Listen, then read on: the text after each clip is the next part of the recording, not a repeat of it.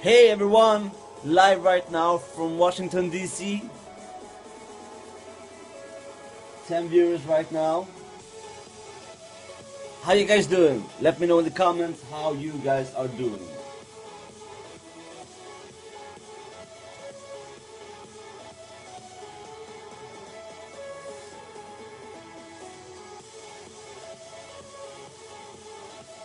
Let me know in the comments how you guys doing. First, what's up, man?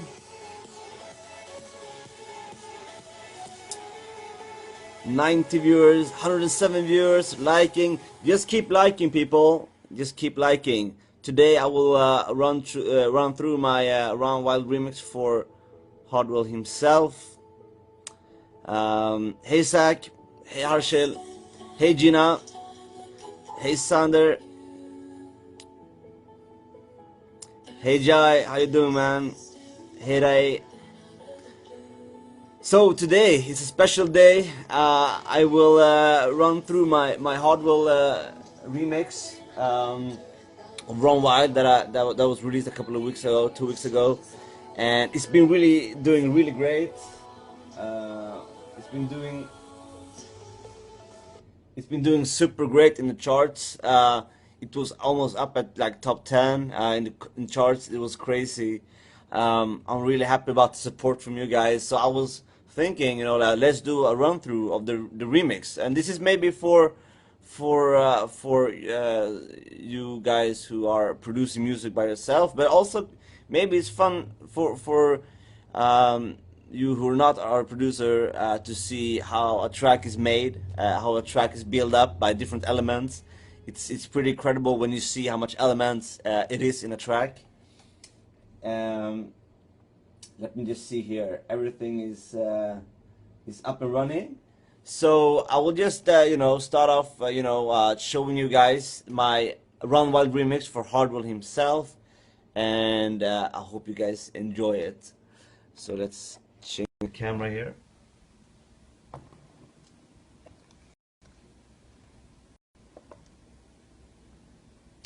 Let's see here.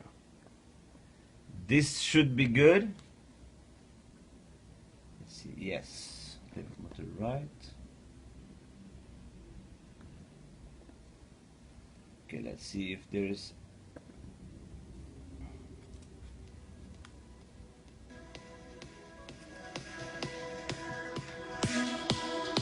Okay, people. Can you see the project or not? Let me know.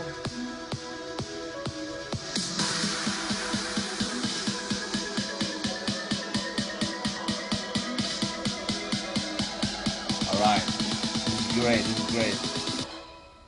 So, this is how it looks. This is the project of Run Wild remix for Hardwell himself.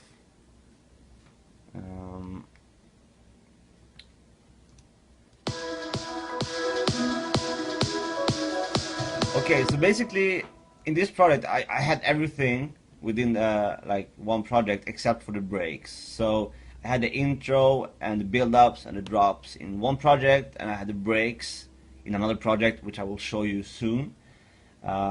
This is pretty like straightforward. I got the vocal stem from Hardwell himself, and basically it's the back vocal.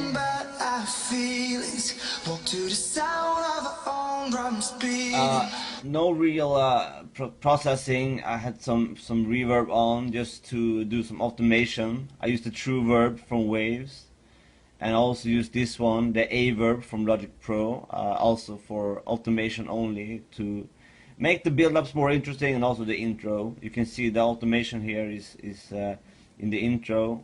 I have the okay, I didn't use the A-Verb this time. I used actually the True Verb all the way. So as you can see, that the decay time is really wet in the beginning, in the intro. Just to give it some more atmospheric space, and I think that's really good to create also to fill up the frequency spectrum even more in the intro, just to keep a nice atmospheric intro. and also of course had a high cut automation for this one. Just, you know, it was just cut it just so you get the body from the vocal basically, and then I remember how we used to so the vocal is really nothing spectacular for my remix. It's basically the wet vocal. I also did like this reversed reverbed effect on the vocal just to make it more how do you say it, floating. And also in the breakdown, when the breakdown comes, the vocal starts so quickly, so I wanted something to build it up a bit more. So I took the first word in the first verse and just cut to that one and just brought a huge reverb on it, and I did the bouncing regions, bounce regions in Logic Pro, and then I just reversed it, and then I just blended them together when it sounds like this basically. And that will give it a nice little blend, and also you will be introduced what the first how to say it, constant like the first word of the vocal will sound like. So basically it really blends together. I remember it gives a really nice, and I also added like even more reverb to it just to give it a little bit more floating feeling to it. And then also in the intro I like to use some atmospheric effects, and basically this is just a simple it's a Hardwell vibro piano. You know, for intros I just like to play around and just find different crazy sounding stuff, and this really basically this is introduction of the drop melody, and it will introduce you. It will for also for like the extended mix for DJs. It will be a nice little introduction, and also added just a nice piano. I love addicted piano, addictive keys. I mean, I had a demo version. But the demo version will give you great sounding pianos. I really recommend this one. You have some really nice, yeah, it's really nice piano. Just give that extra atmospheric in the intro.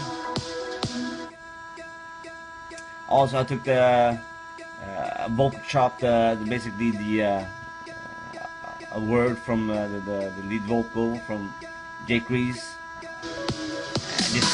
I like to add this stuff to the intro just to give it a little bit nice.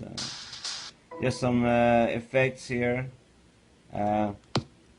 Also a kick. I like to use different kicks, so I use one kick for the drop and one kick for the intros basically. And this kick is a little bit more, has more body, and it sounds a little bit more plastic, and it actually fitted better with the intro than what it did with the drop. So I had to find a new kick for the drop, and then you know, I had this kick from the beginning, and it sounded great in the intro. And also this is a kind of thing that I use for intros as well, like this is the FX.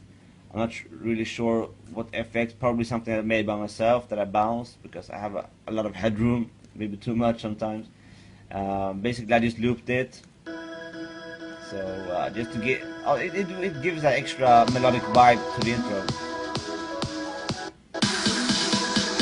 And obviously, you know, the snares and stuff.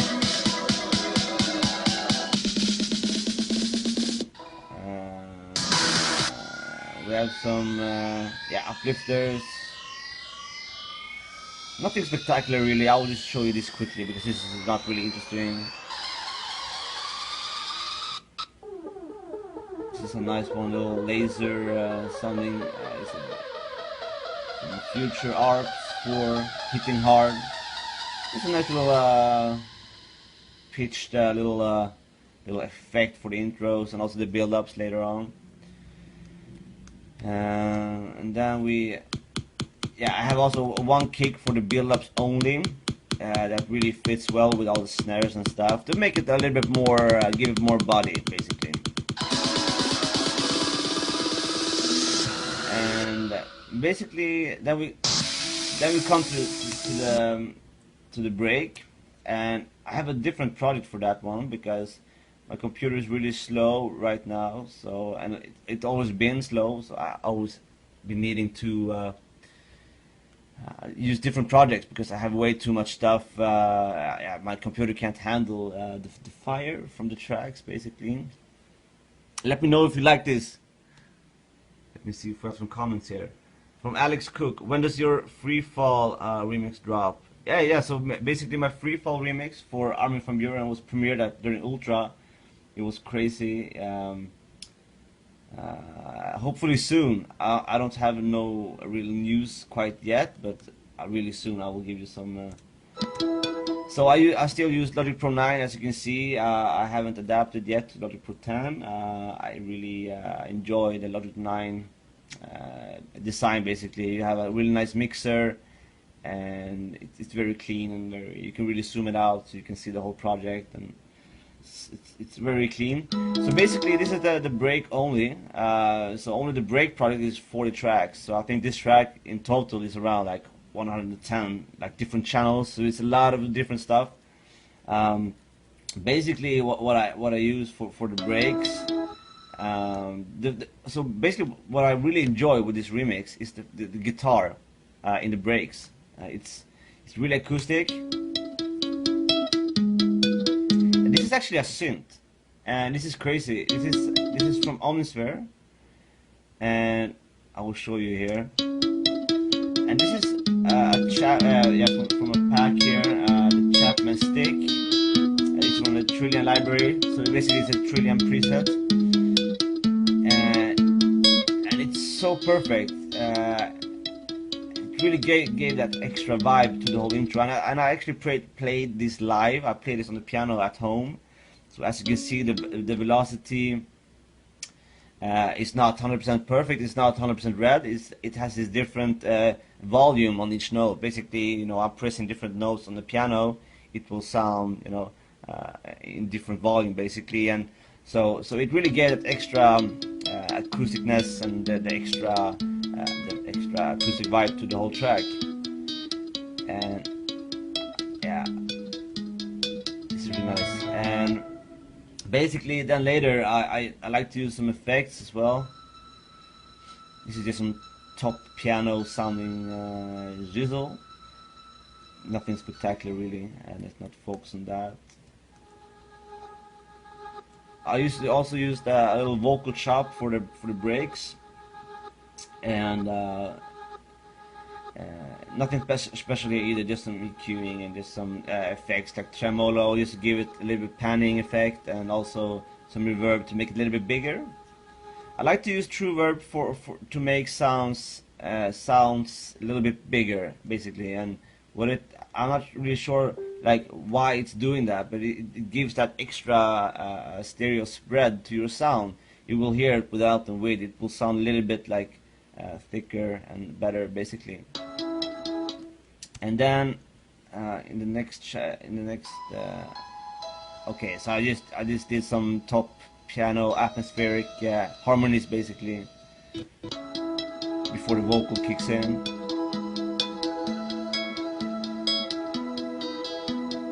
I remember how the guitar, and then I have the chords, basically. Omnisphere here as well. I love Omnisphere. Okay, my computer is fucking up right now. Shit. Okay, so welcome to the reality of a producer. Sometimes it crashes, and that's not fun. So I had some issues with my computer. So Apple they gave me a defect computer. So already after like 1 month, this is about it. It's been like really slow and really weird, but now it's really slow and just fucking up. So I had to leave it to Apple when I get home. I'm right now in Washington DC doing some work, but I'm going home today to Sweden, so I'm gonna fix the computer then. Basically, then I had yeah, as I said, it's the Omnisphere, is the chords. I just put a guitar amp from Logic on. No, this is from Wave, sorry. Without, yeah, it just gives that extra little grit to my yeah, main guitar, basically.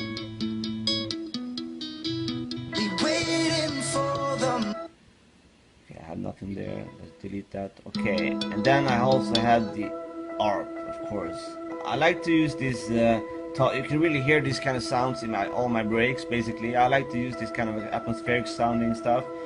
And this is the Nexus, just a simple, yeah, nothing fancy, but it really gives that extra vibe to the whole break. You can't really hear it. No, it's very subtle, but it really gives that extra to the breaks. And then I have the build up. And also here, yeah, this is nothing fancy really. This is a lot of different sounds that I put in to make it more full. I will show you the drop. You know, the drop is more important to show you guys because I think that's the most. And then in the second break, basically, I wanted to add something extra. It's basically the same breaks, but I like to keep it repetitive. But for the second break, I added a piano. Just to give that extra, how do you say it, acoustic vibe. So let's see if I can find here. Yeah. As you can hear, it sounds amazing. It's also addictive piano. Demo version though, but you have some amazing sounding pianos in here. If you play the melodies correctly, right, on the piano. Like here, as you can see, the MIDI is not 100% red or perfect. It's a little bit up and down, different volumes. Basically, I play this melody live, basically, and it really gives that extra, and with the guitar. Yeah, so it really creates that amazing vibe, in my opinion, that really makes the track more emotional, which I love. So let's go back to the drop project, if my computer will handle it. Let's see. Wow, we have wow, we have almost 5K viewers. So welcome everyone. If you just tuned in to Manse's little live stream, live from Washington DC, I'm doing a run through of my remix for Hardwell. Let's see if we have some questions here. Hey Manse, could you explain oh fuck, okay. Make folders, man. Yeah, I should. Tjena Gustav! Yo, Dallas West, what's up my man? Hey TM! Okay, so now we're back again in the... Did you hear it? Back again with the... Okay, could you explain the sidechain, how to correct the side... Okay, yeah, I will show you how to sidechain the subs and the mids and the highs to avoid mistakes. I have a technique for all my tracks doing this, just to make sure that nothing is clashing.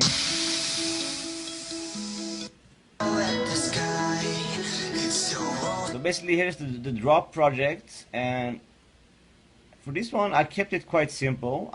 Sometimes I overdo. I used way too many lead layers, but for this one, I kept it a little bit more less, if you can call it that.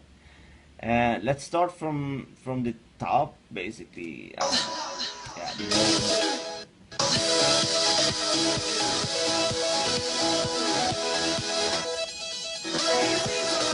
okay, so from the top, basically, you have this little... You can't really hear this arpeggiator playing, but I love to add these arpeggiators to my tracks, because they really gives that extra drive to tracks, since it has this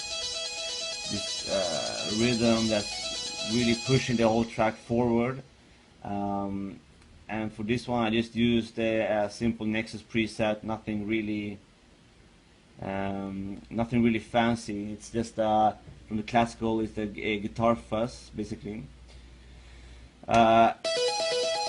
Just high cut it, just removed some mids because it was clashing way too much with all the other sounds that I've used that I will show you soon. And also I just always just take away at the low end, just it's not necessary. And I also did some EQing because it was really harsh to your ears. This guitar had some really annoying frequencies to your ear.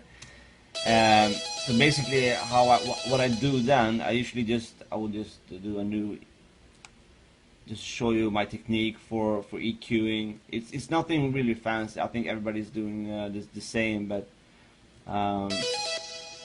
basically you have all you see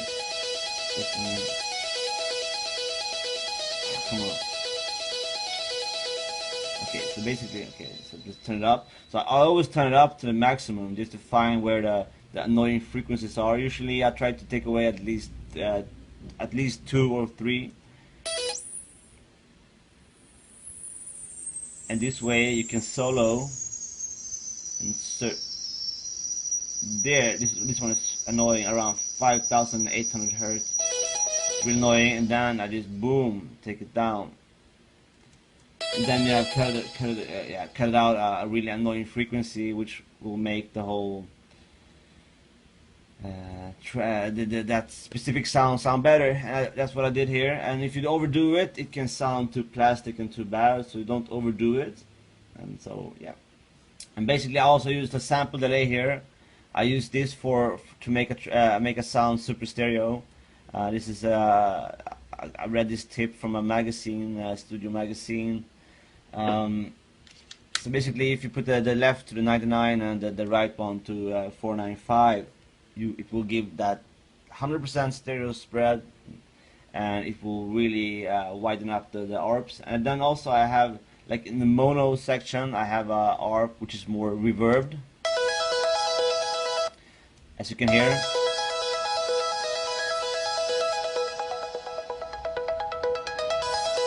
That really gives that body, and then I use the guitar ARP to make it more wide basically. But what the ARP that you really hear is the one that creates the whole body. So I use 2 arpeggiators for this track, and in some tracks I usually use an arpeggiator, but you can't really hear it because I use it very subtle. But in this track you can hear it quite how to say it, quite clear.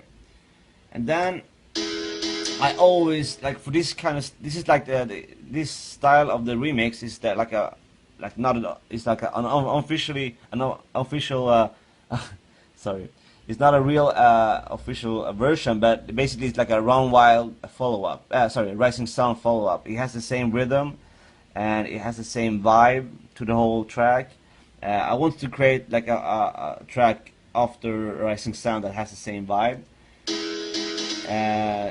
So basically, I always use this piano just for the body. It's a piano ballad, grand piano, nothing fancy. Just to fill out the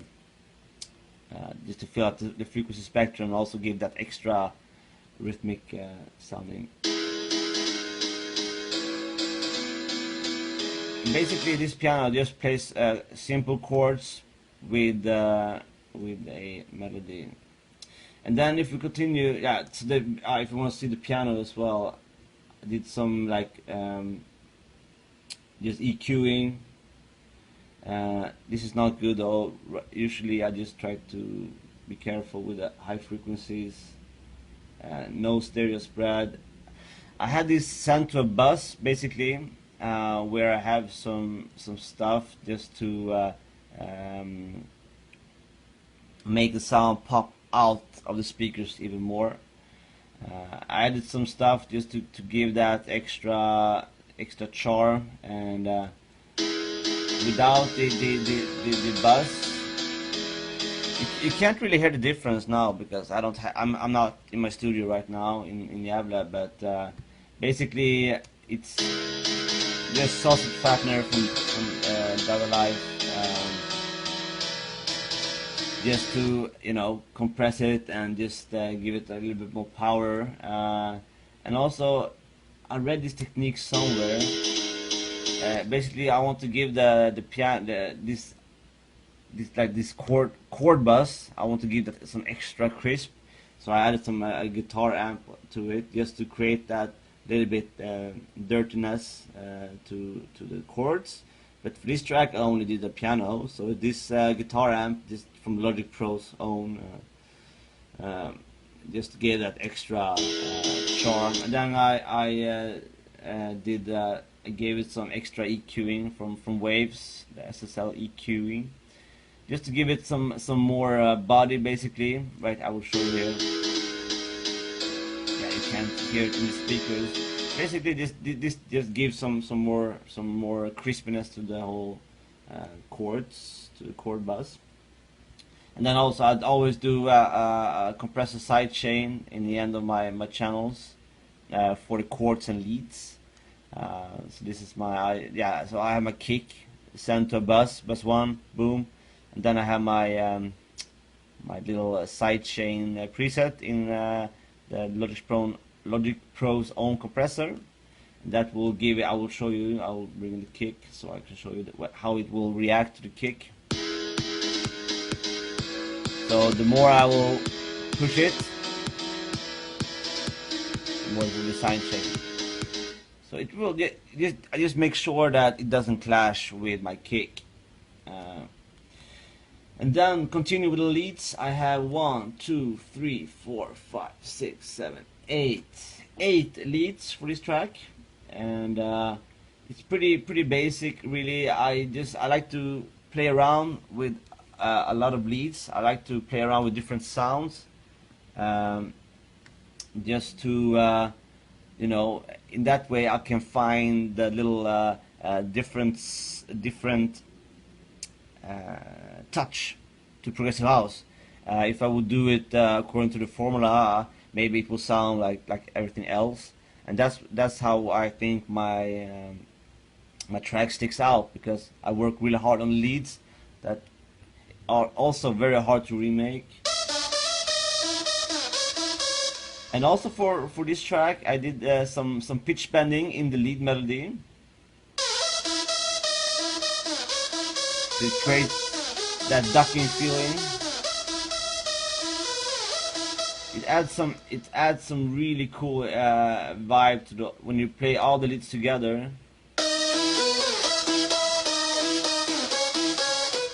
You can also use the glitch or the Effectrix, the tape stop, for that as well. But I don't have it right now on my computer, so I had to do it this way. And this is just like just a simple lead, nothing fancy, just from the Nexus, the classic JP Leader 1. It's okay. Let's see here if everyone. So apparently it's, oh man, my internet seems to be bad.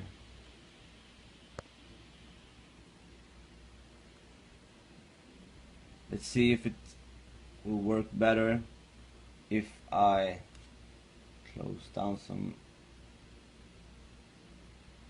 stuff. Weird. Anyways, I will turn off the internet here instead. Like that. Basically, I have the first lead in. It's a simple saw, and then I use a little square lead, 1, Nexus. These two really give some extra, some really thickness to the whole lead layers. They're not the focus. Basically, I have all my leads to one bus as well, and on the lead bus I have some different stuff, just to I always cut out the low ends and the highs just to be sure. And this is for automation only. I have this true verb again. It really gives that extra width to all the leads.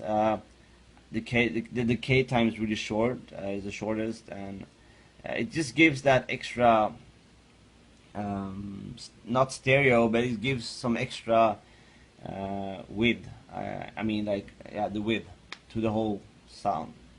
Basically, what I want all these leads to sound like one lead, basically, and that's why I put them together. And this is also a trick that some of you guys saw this in my masterclass during ADE. I used this scanner vibrato. So I got this from a tutorial somewhere. It's just it really makes all the leads pop out the speakers even more. The scanner vibrato, it really makes them pop out. And then, like, for the leads, in the end of this lead bus, I put a compressor sidechain just to make sure that everything is ducking when the kick is hitting, basically. And when the kick is not working, when the kick is not there, everything will just sound normal again. So I had before the LFO, but yeah, I don't use it anymore. And then I had the A-verb just for like automation for the build-ups, as you can hear.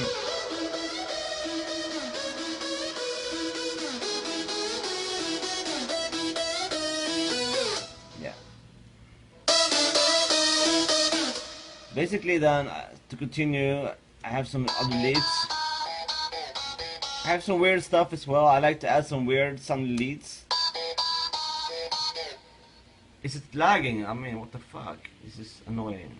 Let me see here. It looks good now.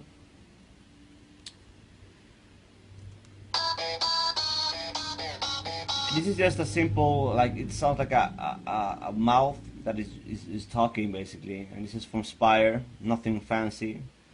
I did some EQing here in the lower, because, let me see here, I think this is a lead that sounded, yeah, it had way too much, like, lower mid frequencies that was really annoying. So I had to cut them all away. Like, you can't really hear it now in the speakers, but yeah, they were just too, they really was a little bit almost a little bit distorting with the piano chords. It was not good. So I just did some simple EQing, and again I had it sent to this little lead bus. And on all my leads, I have the individual settings as well here for the sidechain compressor. So when the kick is working, and that way it will sound very natural as well. And I added this baby right here, just to give that extra vibe.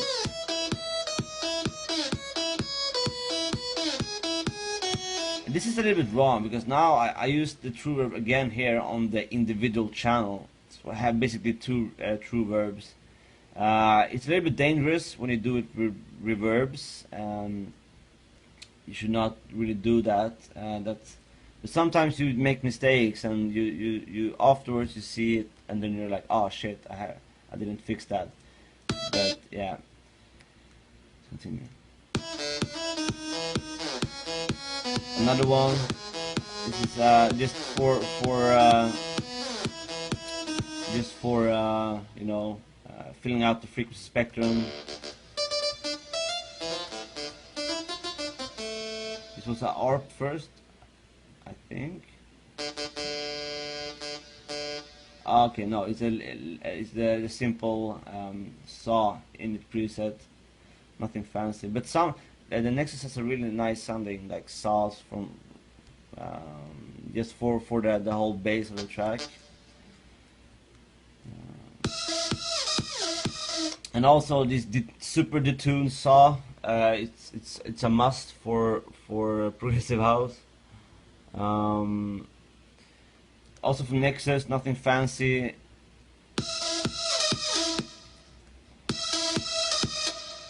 Another one, the LD combo from Seven Skies 2.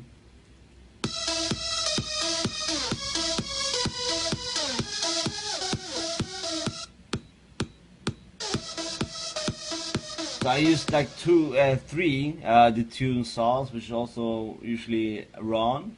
I did all this leads layering in a rush, not rush, but I did them quite quickly. So, but together they sound nice, and that's also important, because, you know, maybe if the sound sounds shit individually, it's important that it should sound good when you play everything.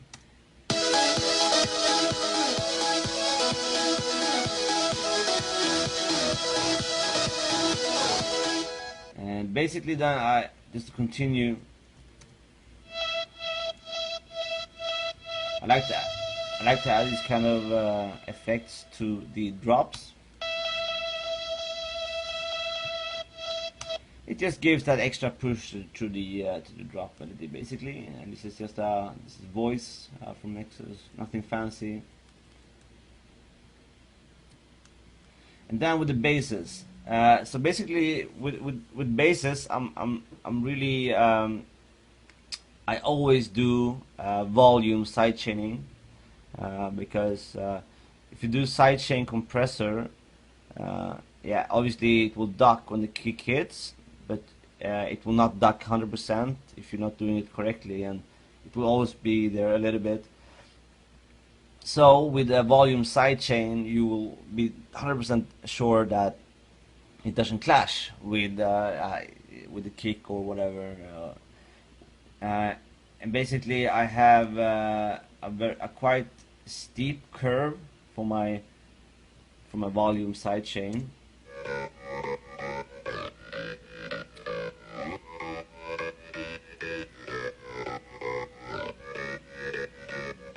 So basically, this really works. It really gives that extra rhythm as well. This is how it sounds without. Added some EQing. This is just I used the A verb again for only for automation, just before the drop, before the breaks, you know, and everything. I just used automation just to fade it out a bit. I will show you later. This is I used gain. Let me say, yeah, I want to have this 100% mono. So I just added the gain plugin from Logic Own. I just put it 100% mono, and it will be, yeah, I will be sure that it's mono. I want to use all the basses in mono because in one of my tracks I used like this detune saw for one of the basses, basically for the mid bass, and I gave that extra spread, the stereo spread. But for this track I did this in 2015, like last year, quite long ago.